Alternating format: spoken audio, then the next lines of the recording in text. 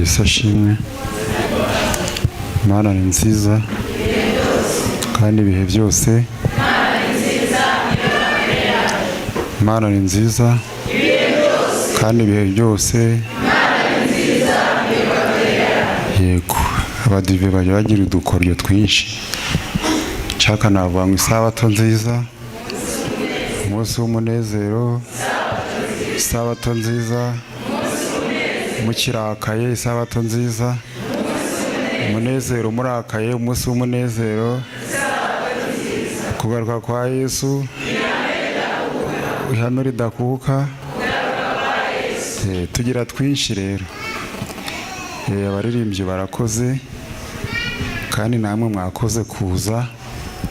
Nari maze igihe kirekire ntateranira hano, banza hari gushira iminsi nta nubwo nyibuka. Mperuka hano kera, hari ibintu ndi kubona byahindutse byinshi, ubwo kandi ubwo isaha yari yingiye. Byabaye ngombwa yuko amatorero yose nyakorera amavugurura yose nkayahetura uko ari 15, nguro kumara icyumweru kuri buri torero. Ni umurimo mugari. Itorero nsigaje ni rimwe ryitwa Rukindo. Mishi ishize barabafunguriye, ubu bose bari gusengera iwabo, ariko reka dushime Imana yakomeje kubana natwe. Reka twinjire mu cyigisho ko mfite undi murimo ngiye gukora. Ngiye gusubira muri Yorodani. Hano hari umukobwa washatse kubatizwa mu gitondo, imiryango abamo baramubuza. None Imana yamufashije, yaje gusenga. Nshaka rero kumubatiza asubireyo yabatijwe. Yicaye hehe? Nahaguruke. Nguriya bararongeye kumubatiza. Si byose ntibyumvikana? Mu kanya rero nimara kubwiriza ndasubira mu nkanika kugira ngo mukorere uwo muhango. Hari abantu babona umubatizo bavunitse, hari n'abandi babona kinisha.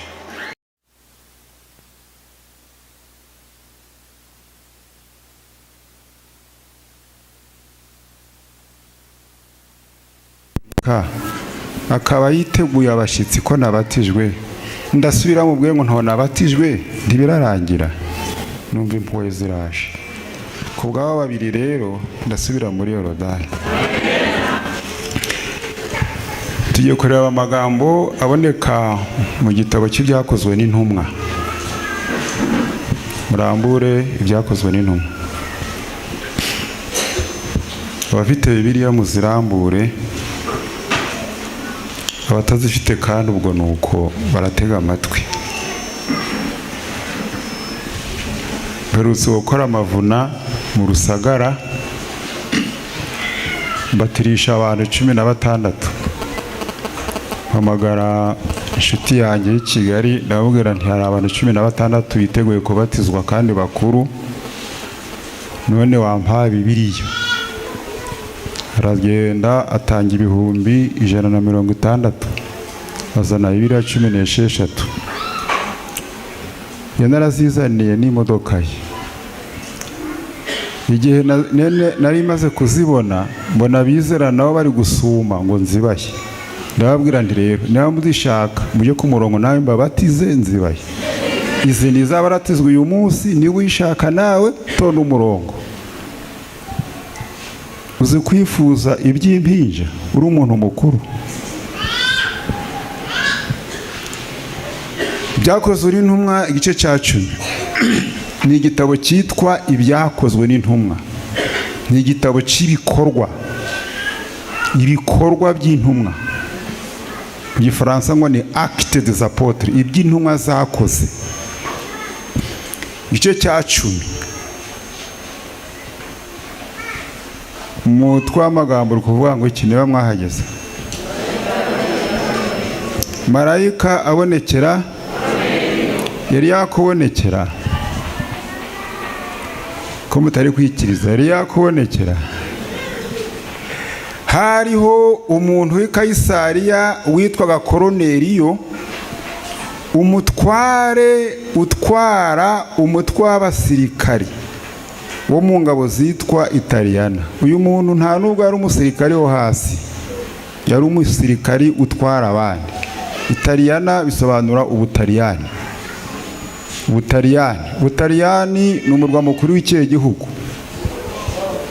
Hari abantu batahazi. Ni umurwa mukuru w'ikihe gihugu? Cya Roma. I Roma mu Butaliyani. Uyu musirikari yari ayoboye ingabo mu gihugu cya Roma mu Butaliyani. Hariho umuntu w'i Kayisariya witwaga Koroneliyo, umutware utwara umutwe w'abasirikari wo mu ngabo zitwa Italiyana. Umutware. Ikintu cyiza cy'intangaza ni ukubona hari abantu b'abatware bakunda Imana, abasivile bikabananira. Ngiye kubabwira ibintu uyu musirikari yakoraga. Yari umuntu w'umunyadini. Ubundi bavuga umunyadini bari kuvuga umuntu umeze ate?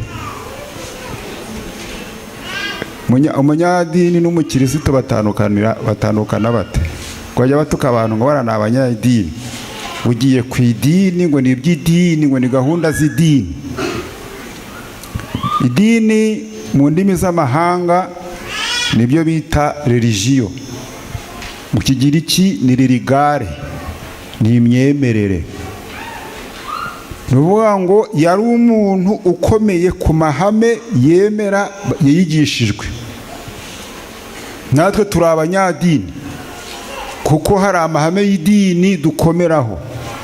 Nta nubwo wawe umukirisito ubunyadini bwarakunaniye. Ndi gusoma ngo yari umuntu umunyadini. Dukeneye kugira abanyadini beza. Hari n'ibyo abanyadini basabwa.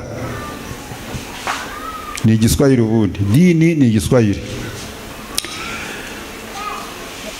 Abafite Bibiliya tugendane. Wubaha Imana nawo mu rugo rwe. Nibyo? Nabafashe. Abantu bari kureba ibirori. Wubaha Imana nawo mu rugo rwe. Yubahaga Imana nangwa yubahanaga. Icyigisho cyanjye gisingiye kuri iyi nshinga. Ntabwo Koroneliyo yubahaga Imana, yubahanaga Imana nawo mu rugo rwe. Reka mbabwire, uyu ni umugisha uhenze mu ngo zacu utarimo.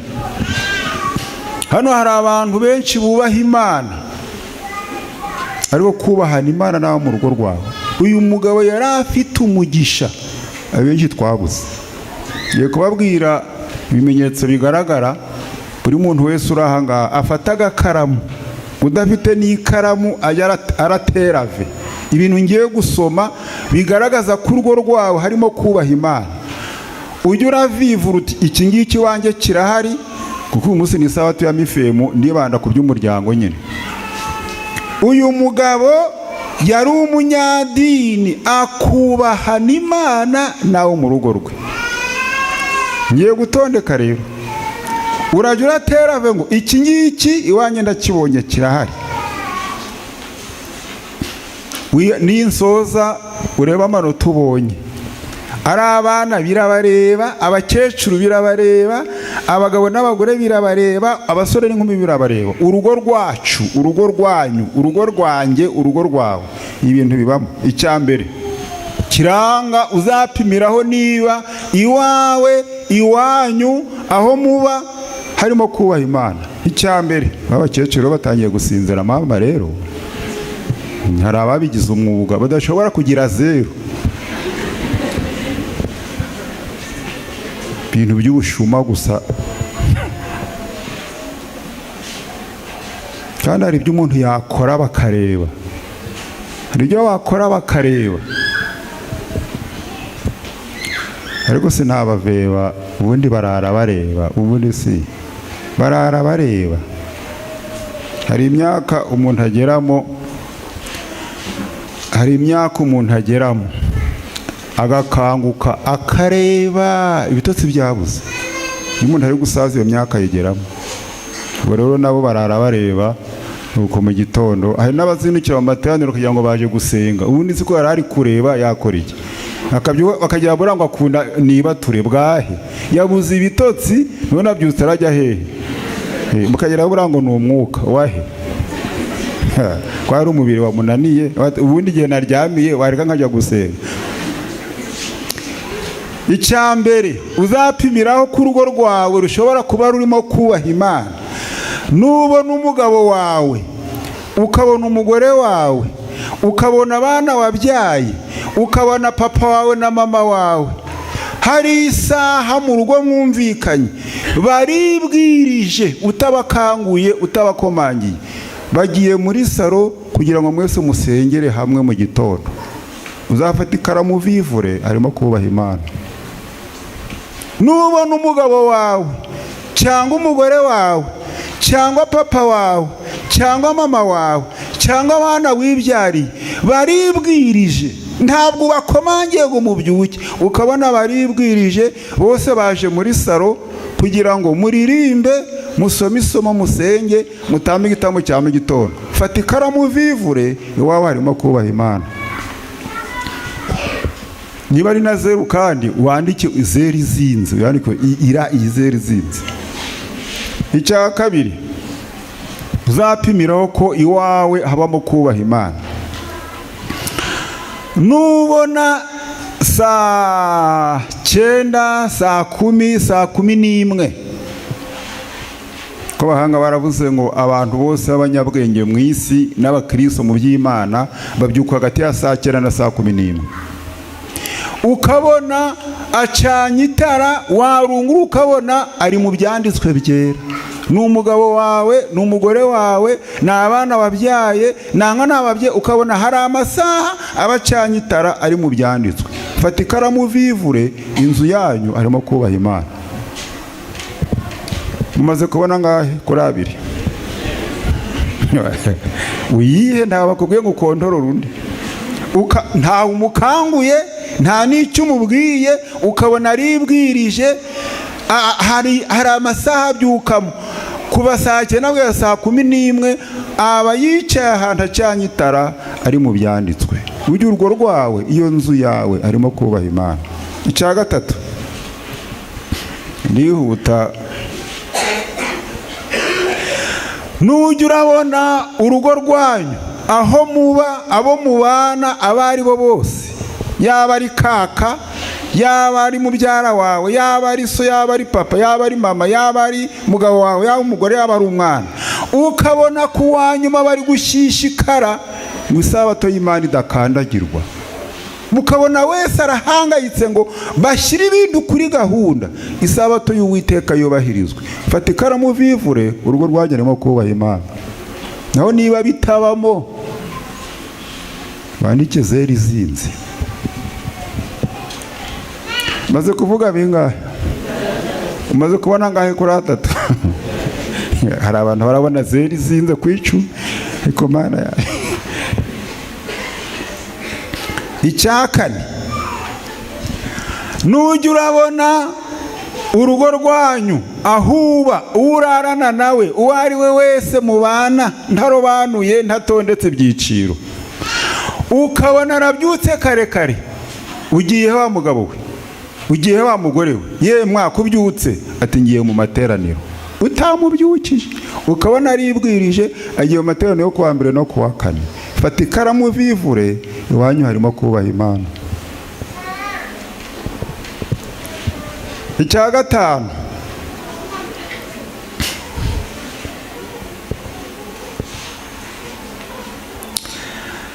iwanyu nihagera umuntu udahari ntari kuvuga uwo ari we, wenda ni mama udahari, ni papa adahari, umugore wanjye adahari, umugabo wanjye adahari, uwo ari we wese, hakagera umuntu ushonje ababaye, umuntu uri mu rugo ukabona ngo yibwirije, aramufungurira, amuha ku bishyimbo, amuha ku muceri, amuha n'isabune yo gufura, amumanyura no ku gitoke, amuha no ku mineke, amuha no kuri wa mutobe, utamubwirije. Vivura, iwanyu hariho kubaha Imana.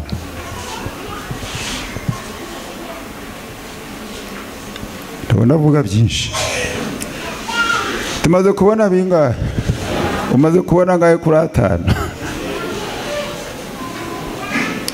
Icya gatandatu, hano hari abantu bakorera amafaranga bajya bayabona. Wenda iki kintu ndavuga abana ntabwo kibareba, bajya bayabona. Nujya urabona umugabo wawe, ukabona umugore wawe, ukabona papa wawe na mama wawe, ukabona abana bawe wabyaye, mu mafaranga yabonye, wenda n'ay'ubuyede n'ay'igifundi, yaguze igitabo cy'umwuka w'ubuhanuzi yibwirije. Ukabona ajya yibwiza akagura igitabo cy'Imana cy'ibihumbi 7 akayarekura, cy'ibihumbi 8 yibwirije. Fata ikaramu vivure, umuryango wawe kubaha Imana kubamo.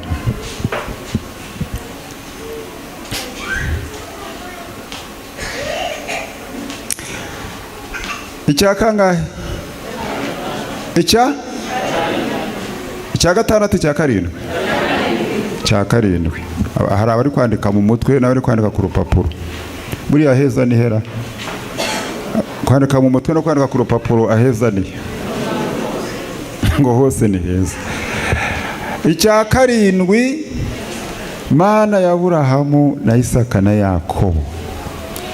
Nubana n'umugabo, ukabana n'umugore, ukabana n'umwana, ukabana n'umukecuru, ukabana n'umukozi, ukabana na mwene nyoko, akajya ahora kwibutsa ngo ariko wibutse gutanga 1/10. Ko twabonye amafaranga, aho waba waributse gutanga 1/10. Atariko kuri gukora byose, aho wibutse amaturo y'ejo, niba ibyo ngibyo iwanyu bitabayo. Niba iwanyu rero mujya mwibukiranya, atariko ya mafaranga waguhembye. Maze iminsi nasomye igitabo cyitwa Inama ku Busonga. Imivumo abantu benshi bafite ituruka kuriganya Uwiteka muri kimwe. Nasomye ibintu byanteye ubwoba. Ntabwo Imana ishobora guhira imishinga y'umuntu ubona ibyangombwa akayiriganya. Abantu benshi Imana barayigenera, aho gutanga ibyayo bakayigenera. Niba rero mu rugo rwacu umuntu atajya kwibutsa no kuwanyuma, nta kwibutsa amaturo y'ejo, akakubwira kugura imineke n'avoka ntuzibagirwe n'ibitunguru n'inyanya, ariko ukabana n'umuntu utakwibutsa amaturo. Ubwo vivura uti niba nyibutsa, niwo tubana uwo ari we wese anyibutsa, akanyibutsa koko kugira ngo ntariganye, iwawe iwanyu kubaha Imana bibamo. Icya 8,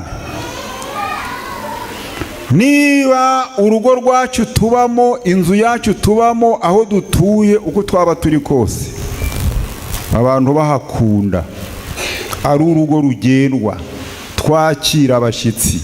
Bibiliya irambwira ngo hari abakiriye abashyitsi bakira n'abamarayika batageze bagiye kubona babona bakira abamarayika batabizi. Niba urugo rwanyu rumeze nk'ikirwa, icyumweru kikarangira nta muntu uhariye ibyo kurya, ukwezi kukarangira nta n'umuntu uhanyweye ubushera, kuko namwe ntabwo munywa.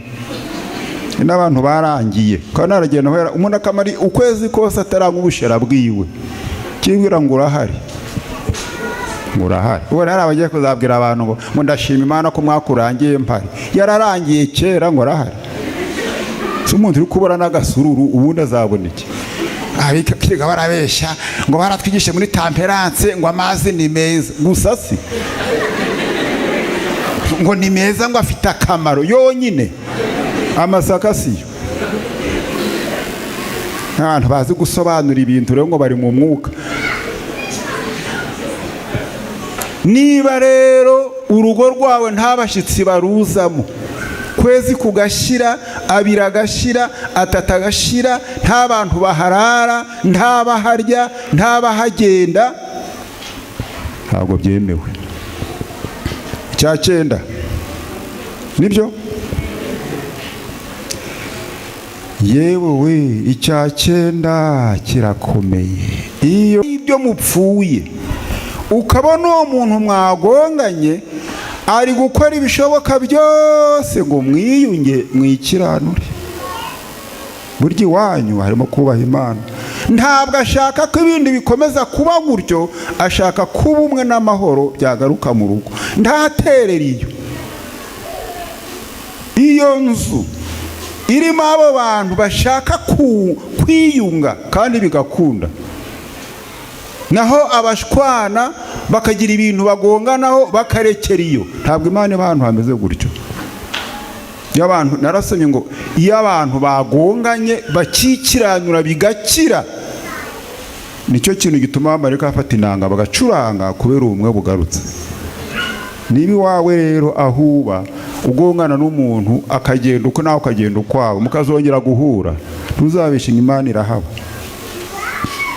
Icyanyuma maze kuvuga ibintu 9, ngiye kuvuga icyanyuma. Umaze kubona ngahe ku 9 ariko ubundi kandi umuntu umaze kubona 10 ati pasito ibyo bintu uvuze. Hari n'abagore bajya bampamagara bati sha pasito, bati sha pasito, abagore bo mu minsi y'imperuka, shahu pasito nkikiriza. Ariko icya 10 cyerekana ko umuntu ari guhinduka urugo rwamo kubaha Imana. Niba ubona umuntu mubana iminsi mumaranye cyangwa imyaka mumaranye hari ingeso zari zihari ukabona agenda zicikaho buhoro buhoro, uzashima Imana. Hari akantu gatoya nabonye iwanjye mu minsi ishize. Uriya muhungu witwa Mwamini nyina yamutumye umunyu mu gikombe, aragenda aterura igikombe cyuzuye umunyu, kiba kiramucitse, umunyu urameneka. Ngiye kumva numva nyina aravuze ati ati wafashe nabi none uragucitse uramenetse. Naravuze ntariko Mana uyu mugore ari gukizwa. Bamenye umunyu urukombe rwuzuye nta n'uburakari, tuzi ko mugore ari guhinduka. Yewe we umunyu ngana kuri atahubwo reka tugerura kari hejuru turebe ko niba twagakoresha. Abaranesheje mu kanya gato abagiye kuri robine, yaragiye koza amasaka n'ingano n'uburo n'ibigori ngo baje gushesha igikoma. Aroza ateruye isafuriya biramucitse, nawe abarabimenye. Ndavuga ntuba iyo abatanesheje icyo umwana amenya umunyu, nawe ko yaramenye amasaka n'ibigori hasi, cyari kibaye kimwe ukindi. Guhinduka rero bitangira mu tuntu duto kandi ko Umwuka Wera akora. Ntabwo iyo uri guhinduka ubimenya, ahubwo hari igihe kigera ukabona hari ukuntu witwaraga. Ako ni kamwe nabonye kuri uriya mugore. Ndavuga nti wa mugore ubanza hari ntabwo ari gutera. Koroneriyo ngo yubahanaga Imana n'abahehe. Ibi bintu mwakagira Imana mwe iwacu birahari, kandi ababonye mwatsiye base 5 ku 10. Ndi kubona 1 2. Umusore we nto namwemera. Ntazagira umukobwa n'umuhungu bakubwira ngo n'abakirisitu, muzabimenya barashatse. Baraharege bidunda ngo bafite agakiza kahe, barabadani. Tuzabamenya agize umugore. Nanjye kera nari ndi umubwiriza ukaze ndi umusore, ariko nzanyuriye niho namenye ko ndi umupagani. Ntabwo nari mbizi, numvaga ndi umuntu nabari abadaniro n'abagenzi be beko zabwira ngo barihanye ngo mubyemere. Tuzareba. Itangiriro igice cya 6.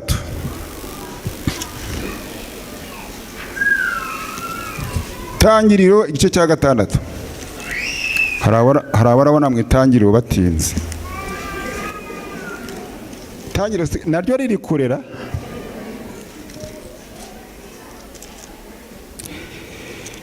Umurongo wa 18. Itangiriro igice cya 6 umurongo wa 18.